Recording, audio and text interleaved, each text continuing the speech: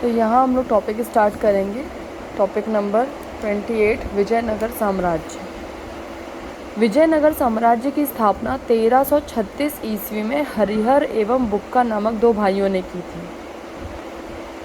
हरिहर एवं बुक्का ने अपने पिता संगम के नाम पर संगम राजवंश की स्थापना की थी। ठीक है, 1336 में विजयनगर साम्राज्य की स्थापना की हरिहर बुक्का ने, और फिर हरिहर और बुक्का ने संगम अपने पिता के नाम पर संगम राजवंश की स्थापना की। विजयनगर साम्राज्य की राजधानी हम्पी थी। हम्पी। विजयनगर साम्राज्य के जो खंडहर हैं वो तुंगभद्रा नदी पर मिलते हैं। तुंगभद्रा। इटली का यात्री निकोलो कांटी विजयनगर की यात्रा पर देवराय प्रथम के शासनकाल में आया था। किसके शासनकाल में? देवराय प्रथम। निकोलो कांटी इटली का यात्री।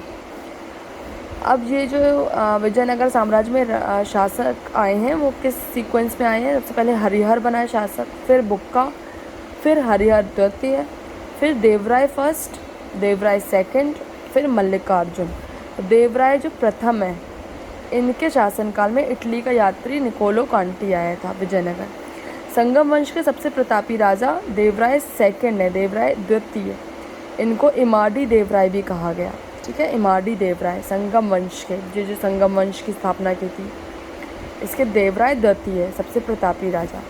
फारसी राजदूत अब्दुल रज्जाक देवराय द्वितीय के ही शासनकाल में आया था, जो प्रतापी राजा है।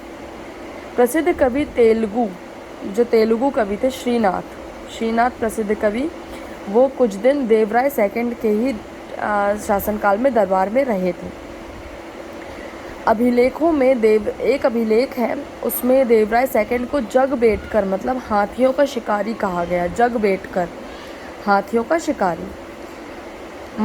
अब ये हो गए देवराय सेकंड के बारे में 3-4 पॉइंट। अब मल्लिकार्जुन के बारे में है। मल्लिकार्जुन को प्रौढ़ देवराय भी कहा गया, प्रौढ़ देवराय। अब आया तुलुप वंश विजयनगर में ही संगम के बाद। तुलुप वंश के महान शासक हुए कृष्णदेवराय। कृष्णदेवराय के दरबार में तेलुगु साहित्य के 8 सर्वश्रेष्ठ कवि रहते थे, जिन्हें अष्टदिग्गज कहा गया। अष्टदिग्गज तेलुगु साहित्य के लेखक थे, कवि थे। ये किसके? कृष्णदेवराय के दरबार में रहते थे। राक्षसी तंगड़ी, तालीकोटा या बन्नीहट्टी, ये जो युद्ध है ये विजयनगर के पतन का कारण हुआ था। 1565 में ये युद्ध हुआ था। इसी युद्ध में विजयनगर का पतन हो गया था। ठीक है, 1336 में स्टार्ट हुआ था और 1565 में ख़त्म हो गया था। ये हो गया विजयनगर साम्राज्य के 1-2 पॉइंट और भी हैं।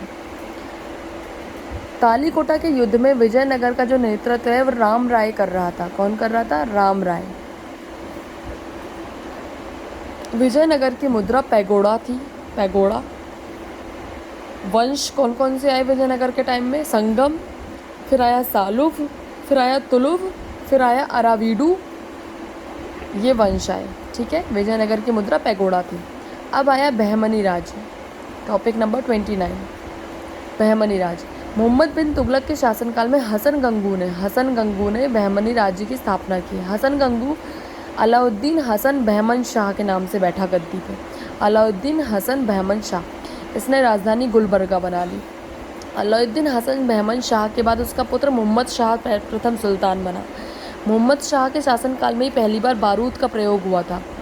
ये विजयनगर के पतन के लिए प्रयोग हुआ था, बारूद का प्रयोग। रूसी यात्री निकेतन बहमनी साम्राज्य की यात्रा पर आया था। इस समय बहमनी राज्य के जो शासन था उसमें ताजुद्दीन फिरोज का शासन था, जब रूसी यात्री निकेतन आया है। ताजुद्दीन फिरोज ने भीमा नदी के तट पर फिरोजाबाद की स्थापना की थी। बहमनी वंश का अंतिम शासक हुआ कलीम उल्लाह, बहमनी राज्य का अंतिम शासक। बहमनी राज्य में कुल 18 शासक हुए, जिन्होंने कुल मिला के 175 वर्षों तक शासन किया। अच्छा, इसकी मुद्रा जो थी बहमनी राज्य की वो थी हूड़। बहमनी राज्य की मुद्रा थी हूड़। ठीक है, ये हो गया आपका बहमनी राज्य। अब आप ये टॉपिक्स लुसेंट में ज़रूर पढ़ लीजिएगा खुद से, इसका स्क्रीनशॉट ले लीजिए। Thank you.